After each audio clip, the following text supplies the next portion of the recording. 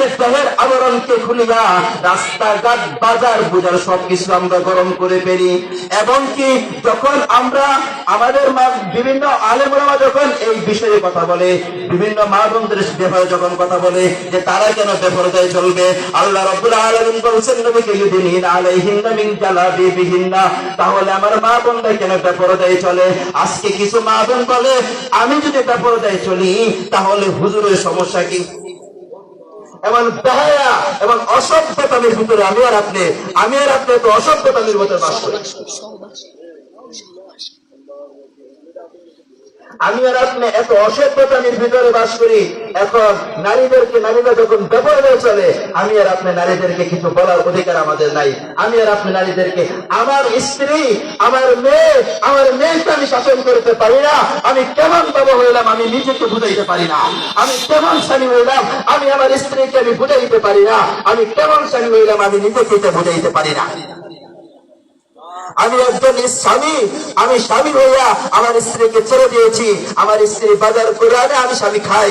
আমার স্ত্রী আমার দেওয়া তেল, আমার দেওয়া সাবান, আমার দেওয়া পাউডার, আমার দেওয়া পেয়ারে বাদলি, আমার টাকার পেয়ারে বাদলি, কিন্তু আমার স্ত্রীর রং চাই রাস্তা খারায়া মতে এবং কুত্তা জানোয়ার আমার স্ত্রীর রং চাই। আমি কেমন বেড়া হইলাম? আমার মতন বেড়া বাচ্চা থাকতে মেয়েরা জন্মালো। আজকে আমার স্ত্রী, আমার মেয়ে, আমি একজন বাবা, কিন্তু আমি বাবা করতে পারি না, আমি আব্বা করতে পারি না যে আমার এই অসভ্য মায়া প্রতিনিয়ত ঘর থেকে সাজুগুজু কইরা কই বাইরে হয়ে যায়। আমার ঘরে খাইয়া, আমার ঘরে পড়িয়া, আমার ছেলেগুলা ফজরের নামাজ পড়ে না, আমার ছেলেগুলা এক ওয়াক্ত নামাজ পড়ে না। আমার মতো কপাল পোড়া বাবা আর কেউ নাই। আমার মতো কপাল পোড়া বাবা আর এই আল্লাহর জমিনে একটাও নাই।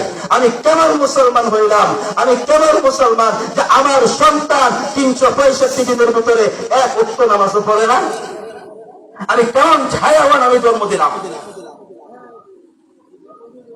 কেমন হায়াওয়ান আমি জন্ম দিলাম যে আমার ছেলেরা, আমার মেয়েরা এক ওয়াক্ত নামাজ আদায় করে না। ওটার 365 দিনের ভিতরে এক ওয়াক্ত নামাজ আদায় করে না।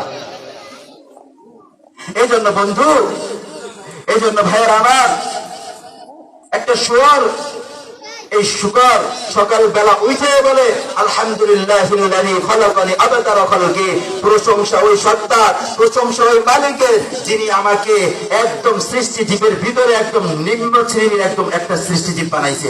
ওই রব্বুল আলামিন আপনি আমাকে একদম নিম্ন শ্রেণীর একটা সৃষ্টিজীব বানাইছেন, তারপরও আপনার প্রশংসা, তারপরও আপনার প্রশংসা। আর আপনি মানুষকে উত্তম প্রাণী বানাইছেন, উত্তম করে সৃষ্টি করেছেন, তারপর মানুষ আপনার প্রশংসা করে না। তাহলে আমি শুকর মনে করি যে আমার চাইতে ওই মানুষ আমার চাইতে নিকৃষ্ট।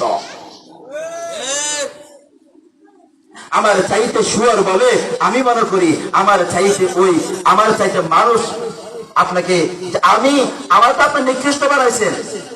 আমাকে তো কিয়ামতের দিন আপনি বলবেন কোন তরবা মাটি হয়ে যাও, আমি তো মাটি হয়ে যাবো, কিন্তু মানুষকে তো আপনি এই কথা বলবেন না। মানুষকে তো আপনি বলবেন উকুদুহান নাস, ও বান্দা তুই জাহান্নামের কিংবদন হবি, আবার এই বান্দাই জান্নাতে পৌঁছু মাকাম আদায় করবে। এই কারণে ভাইয়ের আমার,